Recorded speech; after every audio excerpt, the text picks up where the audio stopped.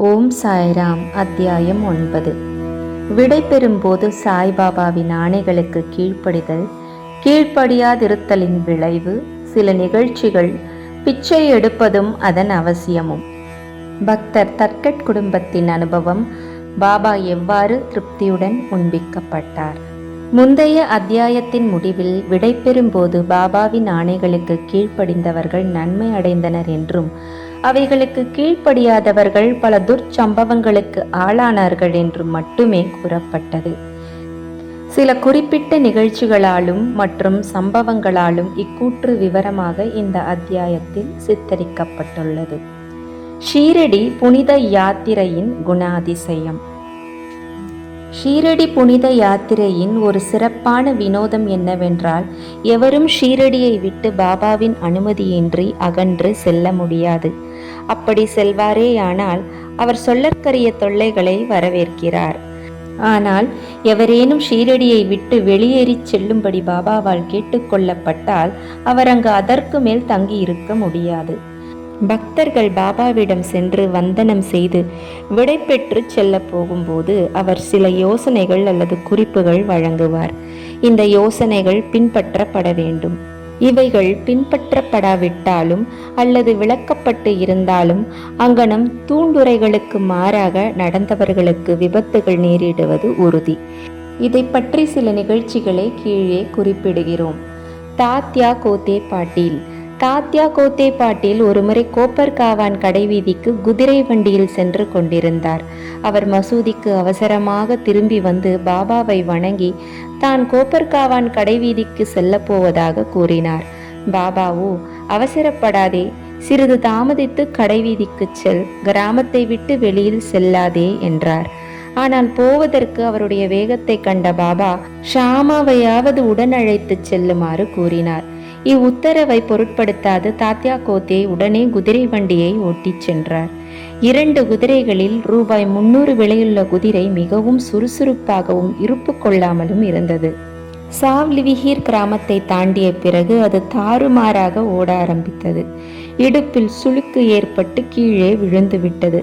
தாத்யா அதிகமாக காயப்படவில்லை. ஆனால் சாய்பாபாவின் உத்தரவை நினைவிற்கொண்டார். மற்றொரு சந்தர்ப்பத்தில் கோல்ஹார் கிராமத்திற்கு செல்லும் போது பாபாவின் நெறிமுறையை மதிக்காமல் குதிரை வண்டியில் சென்றபோது அதுவும் அதே கதிக்கு இலக்காகியது. ஐரோப்பிய பெருந்தகை. ஷீரடிக்கு ஒரு முறை ஒரு ஐரோப்பிய பெருந்தகை ஏதோ ஒரு குறிக்கோளுடன் நானா சாஹேப்பின் அறிமுக குறிப்புடன் வந்தார். ஒரு கூடாரத்தில் சௌகரியமாக தங்க வைக்கப்பட்டார். அவர் பாபாவின் முன் மண்டியிட்டு பாபாவின் கையை முத்தமிட விரும்பினார். எனவே அவர் 3 முறை மசூதிக்குள் நுழைய முயன்றார். ஆனால் அவர் அப்படி செய்வதை பாபா தடுத்து விட்டார். கீழே உள்ள திறந்த வெளி முற்றத்தில் அமர்ந்து பாபாவின் தரிசனத்தை செய்யும்படி கேட்கப்பட்டார். தமக்கு அளிக்கப்பட்ட வரவேற்பை கண்டு மகிழாத ஐரோப்பியர் ஷீரடியை விட்டு உடனே புறப்பட விரும்பி விடை பெறுவதற்காக வந்தார். பாபா அவரை அடுத்த நாள் போகும்படியும் அவசரப்பட வேண்டாம் என்றும் கூறினார். மக்களும் அவரை பாபாவின் அறிவுரையின்படியே செய்ய வேண்டிக் கொண்டனர். இவற்றையெல்லாம் செவி மடுக்காது அவர் ஓர் குதிரை வண்டியில் ஷீரடியை விட்டு புறப்பட்டார். முதலில் குதிரைகள் ஒழுங்காக ஓடின. ஆனால் ஷாவ்லிவிஹீர் கிராமத்தை தாண்டியதும் எதிரில் ஒரு சைக்கிள் வந்தது. இதை கண்டு குதிரைகள் மிரண்டு வேகமாக ஓடின. குதிரை வண்டி தலைகீழாக கவிழ்ந்தது. அந்த பெருந்தகை கீழே விழுந்து சிறிது தூரம் தரையில் இழுத்துச் செல்லப்பட்டார். உடனேயே அவர் காப்பாற்றப்பட்டார். என்றாலும் தனக்கு ஏற்பட்ட காயங்களை குணப்படுத்துவதற்காக கோப்பர்காவான் மருத்துவமனைக்கு சென்று படுக்க வேண்டியதாயிற்று. இத்தகைய அனுபவங்கள் கணக்கில் அடங்கா. பாபாவின் ஆணைகளுக்கு கீழ்ப்படியாதவர்கள் ஏதோ ஒரு விதத்தில் விபத்துக்குள்ளானார்கள் என்றும், அவைகளுக்கு கீழ்ப்படிந்தவர்களோ பத்திரமாகவும் மகிழ்ச்சியாகவும் இருந்தனர் என்றும் எல்லா மக்களும் பாடம் கற்றுக்கொண்டனர். பிச்சை எடுப்பதன் தேவை. பிச்சை எடுப்பதை பற்றிய கேள்விகளுக்கு தற்போது திரும்புவோம். பாபா உண்மையிலேயே அத்தகைய பெரிய சிறப்புடையவராக கடவுளாக இருந்தால் தமது வாழ்நாள் முழுக்க பிச்சை எடுக்கும் வழக்கத்தை அவர் ஏன் மேற்கொண்டவராயிருக்க வேண்டும் என்னும் கேள்வி சிலரது உள்ளத்தில் எழக்கூடும்.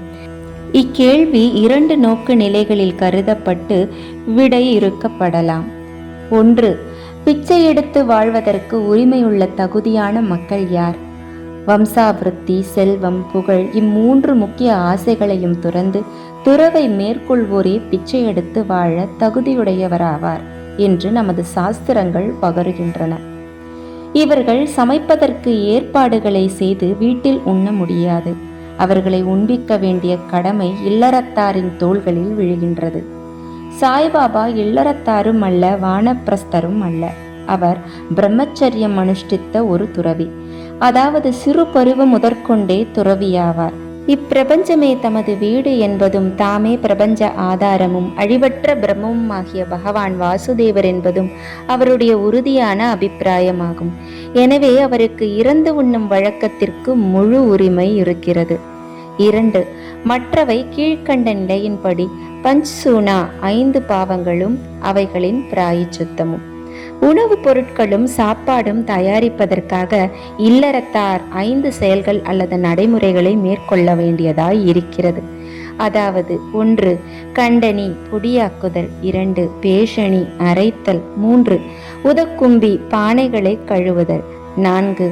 மார்ஜனி பெருக்கி சுத்தப்படுத்துதல், 5. சுள்ளி அடுப்பு பற்ற வைத்தல். இச்செயல்முறைகள் எல்லாம் ஏராளமான சிறிய கிருமிகளையும் ஜந்துக்களையும் கொள்வதற்கு ஏதுவாகின்றது. இவ்வாறாக இல்லறத்தார்கள் ஓரளவு பாவத்தை செய்தவர்களாகின்றார்கள். இப்பாவத்திற்கு பரிகாரமாக நமது சாஸ்திரங்கள் 6 வகையான தியாகங்கள் செய்ய பகர்கின்றன. 1. பிரம்ம யஜ்ஞம் அல்லது பிரம்மத்திற்கு சமர்ப்பித்தல். 2. வேத அத்யயனம் அல்லது வேத பாராயணம். 3. பித்ரு யஜ்ஞம் மூதாதையர்களுக்கு சமர்ப்பித்தல். 4. தேவ யஜ்ஞம் தேவதைகளுக்கு சமர்ப்பித்தல். 5. பூத யஜ்ஞம் ஜந்துக்களுக்கு சமர்ப்பித்தல். 6. மனுஷ்ய அதித்தி யஜ்ஞம் மனிதர்களுக்கும் அழைக்கப்படாத விருந்தாளிகளுக்கும் சமர்ப்பித்தல். சாஸ்திரப்படி இந்த தியாகங்களை முறையாக அனுசரித்தால் மன தூய்மை பெற்று ஞானமும் தன்னை உணர்தலையும் பெற உதவும். பாபா வீட்டுக்கு வீடு சென்றதன் மூலம் இல்லறத்தாருக்கு அவர்களின் புனித கடமையை ஞாபகப்படுத்தினார். பாபாவால் தங்கள் வீட்டிலேயே இங்கனம் பாடம் கற்பிக்கப்பட்டவர்கள் பேறு பெற்ற மக்கள் ஆவார்கள். பக்தர்களின் அனுபவங்கள். இன்னும் அதிக விறுவிறுப்புள்ள விஷயத்திற்கு தற்போது திரும்புவோம். கிருஷ்ண பரமாத்மா பகவத்கீதையில் அன்புடனும் பக்தியுடனும் யாரொருவர் எனக்கோர் இலை, மலர், பழம் அல்லது நீரை சமர்ப்பிக்கின்றாரோ அந்த தூய்மையான தன்னடக்கமுடையவருடைய அன்பு காணிக்கையானது ஆர்வத்துடனும் தாமதமின்றியும் என்னால் ஏற்றுக்கொள்ளப்படுகின்றது என்று கூறியிருக்கிறார். சாய்பாபாவின் விஷயத்தில் ஒரு பக்தர் உண்மையிலேயே எதையாவது சமர்ப்பிக்க விரும்பியிருந்து பின்னால் அதையே சமர்ப்பிக்க அவர் மறந்துவிட்டார் எனினும் பாபா அவருக்கு அல்லது அவரது நண்பருக்கு அந்த காணிக்கையை ஞாபகப்படுத்தி அவரை அளிக்கச் செய்து அதை ஏற்றுக்கொண்டு பக்தரை ஆசிர்வதிக்கிறார். இது போன்ற சில நிகழ்ச்சிகள் கீழே குறிப்பிடப்பட்டிருக்கின்றன. தர்கட் குடும்பம், தந்தையும் மகனும். முன்னர் பிரார்த்தனா சமாஜத்தை சேர்ந்த ராமச்சந்திர ஆத்மாராம் என்னும் பாபா சாஹேப் தர்கட் சாய்பாபாவின் ஒரு உறுதியான பக்தராவார். அவருடைய மனைவியும் மகனும் சாய்பாபாவிடம் அதற்கிணையாகவே அல்லது இன்னும் சற்று அதிகமாகவே கூட அன்பு செலுத்தினர். ஒருமுறை திருமதி தர்கட்டும் அவர்களது மகன் தர்கட்டும் மே மாத விடுமுறைக்கு ஷீரடிக்கு போவது என தீர்மானிக்கப்பட்டது. ஆனால் மகன் போக விரும்பவில்லை. காரணம், அவன் பாந்திரா வீட்டை விட்டு போவானாகில் வீட்டில் சாய்பாபாவின் பூஜை முறையாக கவனிக்கப்பட மாட்டாது என்று அவன் கருதியதே ஆகும். ஏனெனில் அவனது தகப்பனார் பிரார்த்தனா சமாஜத்தை சேர்ந்தவராதலால் சாய்பாபாவின் பெரிய படத்தை பூஜை செய்வதை அவர் லட்சியம் செய்ய மாட்டார் என்று அவன் கருதினான். எனினும் தனது மகன் செய்வதை போன்று அதே விதமாக தான் பூஜா கர்மங்களை செய்வதாக அவர் உறுதியாக வாக்களித்த பின்பு ஒரு வெள்ளிக்கிழமை இரவு தாயும் மகனும் ஷீரடிக்கு புறப்பட்டனர். அடுத்த நாள் சனிக்கிழமை தர்கட் அதிகாலையில் எழுந்திருந்து பூஜை செய்வதற்கு முன் நீராடிவிட்டு பூஜை அறையில் சாஷ்டாங்கமாக நமஸ்கரித்து, பாபா, எனது மகன் செய்த அதே மாதிரியாக நான் பூஜை செய்ய போகிறேன். ஆனால் தயவு செய்து அதை ஒரு இயந்திரகதியான பயிற்சியாக ஆக்கிவிடாதீர்கள் என்று கூறிக்கொண்டே பூஜை செய்து சில கற்கண்டு கட்டிகளை நைவேத்தியமாக சமர்ப்பித்தார். அக்கற்கண்டு பகல் உணவின் போது பகிர்ந்தளிக்கப்பட்டது. அந்நாள் மாலையும் அதன் பின்னர் ஞாயிற்றுக்கிழமையும் எல்லாம் நலமாகவே நடந்தேறின. தொடர்ந்து வேலை நாளான திங்கட்கிழமையும் நன்றாகவே கழிந்தது. தனது வாழ்நாளிலேயே இம்மாதிரியாக பூஜையை செய்தறியாத தர்கட் தன் மகனுக்கு வாக்களித்தபடி எல்லாம் மிகவும் திருப்திகரமான முறையிலேயே நடந்தேறிக் கொண்டிருப்பதில் தனக்குள்ளேயே பெருமளவு நம்பிக்கை பெற்றார். அடுத்த நாளான செவ்வாயன்று வழக்கம் போல் காலையில் பூஜையை நிகழ்த்திய பின் தனது வேலைக்கு சென்றார். மதியம் வீட்டுக்கு வந்து உணவு பரிமாறப்பட்ட போது பகிர்ந்து கொள்ள கற்கண்டு பிரசாதம் இல்லாததை கண்டார். அவர் தமது சமையல்காரனை விசாரித்ததில் காலையில் எவ்வித நைவேத்தியமும் செய்யப்படவில்லை என்று அறிந்தார். பூஜையின் அந்த அம்சத்தை நிகழ்த்த அவர் அடியோடு மறந்துவிட்டிருந்தார். இது குறித்து தனது இருக்கையை விட்டு எழுந்திருந்து பூஜை அறையில் விழுந்து வணங்கி தனது தவறுதலுக்காக வருத்தம் தெரிவித்து, அதே நேரத்தில் இத்தகைய ஒரு சாதாரணமான நடைமுறை விஷயத்தில் வழிகாட்டாமல் போனதற்காக பாபாவை அவர் கடிந்து கொண்டார். பின்னர் தனது மகனுக்கு உண்மைகளை கூறி ஒரு கடிதம் எழுதி அதை பாபாவின் பாதத்தடியில் வைத்து புறக்கணிப்பிற்காக தம்மை பொறுத்தருளவும் வேண்டுமாறு எழுதியிருந்தார். செவ்வாய்க்கிழமை மதியத்தில் பாந்திராவில் இது நிகழ்ந்தது. ஏறக்குறைய இதே நேரத்தில் ஷீரடியில் மத்தியான தீபாராதனை நிகழ்வதற்கு சிறிதே முன்பாக பாபா திருமதி தர்கட்டை நோக்கி, அம்மா, பாந்திராவில் உள்ள உனது வீட்டிற்கு ஏதேனும் உண்ணலாம் என்று எண்ணத்துடன் சென்றிருந்தேன். கதவு பூட்டப்பட்டிருப்பதை கண்டேன். எப்படியோ உள்ளே நுழைந்து அதாவது தர்கட் நான் உண்பதற்கு ஏதும் விட்டு வைக்கவில்லை என்பதை வருத்தத்துடன் அறிந்தேன். எனவே பசி தணிக்கப்படாமலேயே திரும்பிவிட்டேன் என்று கூறினார். அப்பெண்மணிக்கு இது ஒன்றும் புரியவில்லை. அருகில் இருந்த மகனோ, அதாவது பாந்திராவில் பூஜையில் ஏதோ தவறு நிகழ்ந்திருக்கின்றது என்று அனைத்தையும் புரிந்து கொண்டு வீடு திரும்ப பாபாவின் அனுமதியை வேண்டினார். பாபா இதை மறுத்தார். எனினும் அங்கேயே அப்பையனை பூஜை செய்ய அனுமதித்தார். அப்போது ஷீரடியில் நிகழ்ந்த விவரங்களை எல்லாம் பற்றி பையன் தகப்பனாருக்கு ஒரு கடிதம் எழுதி வீட்டில் பூஜையை அலட்சியம் செய்ய வேண்டாம் என்று மன்றாடி வேண்டியிருந்தான். 2 கடிதங்களும் ஒன்றையொன்று தாண்டி போய் இருவருக்குமே அடுத்த நாள் கிடைத்தது. இது ஒரு அற்புதமல்லவா? திருமதி தர்கட். தற்போது திருமதி தர்கட்டின் நிகழ்ச்சியை எடுத்துக்கொள்வோம். அவள் 3 பொருட்களை சமர்ப்பித்தாள். அதாவது 1 பரீத் கத்திரிக்காய் தயிர் பச்சடி, 2 காச்சரியா முழு கத்திரிக்காய் பொரியல், 3 பேடா பால் கேக். இவற்றை பாபா எங்கனம் ஏற்றுக்கொண்டார் என்பதை பார்ப்போம். ஒரு முறை பாபாவின் பெரும் பக்தரான பாந்திராவைச் சேர்ந்த ரகுவீர் பாஸ்கர் புரந்திரே என்பவர் ஷீரடிக்கு தன் குடும்பத்துடன் புறப்பட்டார். பாந்திராவில் திருமதி புரந்திரேயிடம் திருமதி தர்கட் சென்று அவளுக்கு 2 கத்திரிக்காய்கள் அளித்து ஷீரடியில் 1 கத்திரிக்காயில் பறித்தும் மற்றதில் காச்சரியாவும் செய்து பாபாவுக்கு அவற்றை பரிமாறும்படி கூறியிருந்தாள். ஷீரடியை அடைந்த பின்னர் திருமதி புரந்திரே தனது பரீத்துடன் மசூதிக்கு சென்ற அதே தருணத்தில் பாபா தமது சாப்பாட்டிற்காக அமர்ந்து கொண்டிருந்தார். பாபா பரீத் மிகவும் ருசியாக இருப்பதை கண்டார். எனவே அவர் அதை அனைவருக்கும் பகிர்ந்தளித்து தனக்கு இப்போது காச்சரியா வேண்டும் என கூறினார். ராதாகிருஷ்ணா மாயிக்கு பாபா காச்சரியாக்கள் வேண்டுகிறார் என்ற செய்தி அனுப்பப்பட்டது. அது கத்திரிக்காய் சீசன் இல்லையாதலால் அவள் குழப்பமடைந்தாள். கத்திரிக்காயை எப்படி பெறுவது என்பதே தற்போதைய பிரச்சனை. பரீத்தை யார் கொண்டு வந்தார் என்று விசாரித்ததில் காச்சரியா பரிமாறும் பணியிலும் திருமதி புரந்திரே ஒப்புவிக்கப்பட்டிருந்தாள் என அறியப்பட்டது. காச்சரியாவை பற்றிய பாபாவின் வேண்டுதலின் உட்குறிப்பை அனைவரும் புரிந்து கொண்டனர். எங்கும் வியாபித்திருக்கும் அவர் தம் ஞானத்தை கண்ட அனைவரும் ஆச்சரியத்தில் செயலிழந்தனர். 1915ஆம் வருடம் டிசம்பர் மாதத்தில் கோவிந்த் பாலாராம் மான்கர் என்பவன் தனது தந்தையின் திவசங்களை எல்லாம் செய்வதற்காக ஷீரடிக்கு செல்ல விரும்பினான். புறப்படுவதற்கு முன் திருமதி தர்கட்டை பார்க்க வந்தான். அப்போது பாபாவுக்கு ஏதேனும் கொடுத்தனுப்ப வேண்டும் என்று திருமதி தர்கட் நினைத்தாள். வீடு அனைத்திலும் தேடியும் முன்னமே நைவேத்தியமாக அளிக்கப்பட்டிருந்த பேடா ஒன்றை தவிர வேறு எதையும் அவள் காணவில்லை. பையன் கோவிந்த் மிகவும் துயர் கொண்ட நிலையில் இருந்தான்.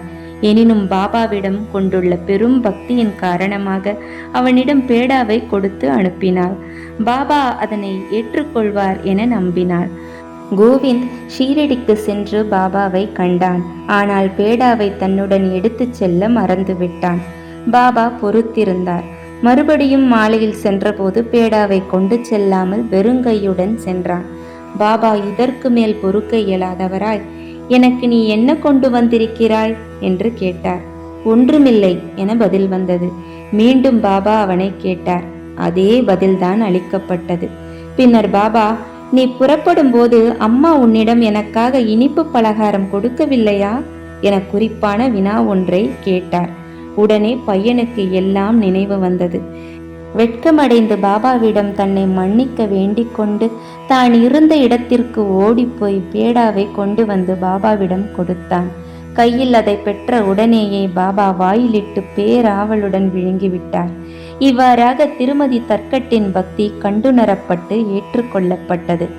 மனிதர் எவ்விதம் என்னை நம்புகிறார்களோ அவ்விதமே நான் அவர்களை ஏற்றுக்கொள்கிறேன்.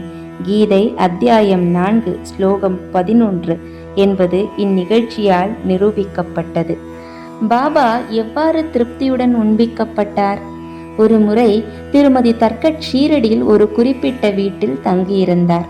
மதிய உணவு தயாராகி பதார்த்தங்கள் பரிமாறப்படும் போது பசியுள்ள ஒரு நாய் அங்கு வந்து குரைக்கத் தொடங்கியது. திருமதி தர்கட் உடனே எழுந்திருந்து ஒரு ரொட்டி துண்டை விட்டெறியவும் அது மிகுந்த சுவையுணர்வோடு அதை கவ்வி விரைவாக விழுங்கிவிட்டது. பிற்பகல் அவள் மசூதிக்கு சென்று சிறிது தூரத்தில் அமர்ந்தபோது சாய்பாபா அவளிடம், அம்மா, நான் பெருமளவு திருப்தியுறும் வகையில் எனது பிராணன்கள் யாவும் நிறைவு பெற்றன. இவ்விதமாக எப்போதும் நடப்பாயாக. இது உன்னை நன்னிலையில் வைக்கும். இம்மசூதியில் அமர்ந்து கொண்டு பொய் பேசவே மாட்டேன். என்னிடம் இவ்விதமாக இரக்கங்கொள்வாய். முதலில் பசியாயிருப்போருக்கு உணவு கொடுத்த பின் நீ உண்பாயாக. இதை நன்றாக கவனித்துக்கொள் என்று கூறினார். முதலில் அவளால் இந்த பொருளை உணர இயலவில்லை. எனவே அவள், எங்கனம் நான் தங்களுக்கு உணவு அளித்திருக்க முடியும்? நானே உணவுக்கு மற்றவர்களை சார்ந்து பணம் கொடுத்து சாப்பிட்டு கொண்டிருக்கின்றேன் என கூறினாள். இதற்கு பாபா, அந்த கவர்ச்சிமிகு ரொட்டியை உண்டு நான் மனப்பூர்வமாக திருப்தியடைந்தேன். நான் இன்னும் ஏப்பம் விட்டு கொண்டிருக்கின்றேன். உணவு வேளைக்கு முன்னர் நீ பார்த்து ரொட்டி அளித்த நாயானது என்னுடன் ஒன்றியதாகும். இவ்வாறாக மற்ற உயிரினங்களும், பூனைகள், பன்றிகள், ஈக்கள், பசுக்கள் முதலியன என்னுடன் ஒன்றியனவாகும். நான் அவைகளின் உருவத்தில் உலாவிக் கொண்டிருக்கின்றேன். என்னை இவ்வனைத்து படைப்புயிர்களிலும் பார்க்கிறவன் எனக்கு உகந்தவன். எனவே துவைதத்தையும் வேதத்தையும் ஒழித்து இன்று செய்ததைப் போல் எனக்கு சேவை செய் என்று கூறினார். இவ்வமிர்தத்தினை நிகர் மொழிகளை கேட்டு அவள் உருகி அவளது கண்கள் பனித்து தொண்டை அடைத்து அவளது மகிழ்ச்சி எல்லையற்றதாக ஆகியது. நீதி: கடவுளை எல்லா படைப்புயிர்களிலும் காண்பாயாக என்பதே இவ்வத்தியாயத்தின் நீதியாகும். உபனிஷதங்கள், பகவத்கீதை, பாகவதம் இவைகளெல்லாம் ஜீவராசிகள் அனைத்திலும் கடவுள் அல்லது தெய்வீகத்தை காணும்படியாகவே வற்புறுத்தி அறிவுறுத்துகின்றன. இவ்வத்தியாயத்தின் முடிவில் சொல்லப்பட்ட நிகழ்ச்சியாலும் இன்னும் பல சந்தர்ப்பங்களிலும் உபனிஷத போதனைகளை எவ்வாறு நடைமுறைக்கு கொண்டு வருவது என்று சாய்பாபா விளக்கி காட்டியிருக்கிறார். இவ்வாறாக சாய்பாபா உபனிஷத்தின் விரிவுரையாளராக அல்லது குருவாக இருந்தருளினார். ஸ்ரீ சாயியை பணிக. அனைவருக்கும் சாந்தி நிலவட்டும். ஜெய் ஜெய் சாய்ராம்.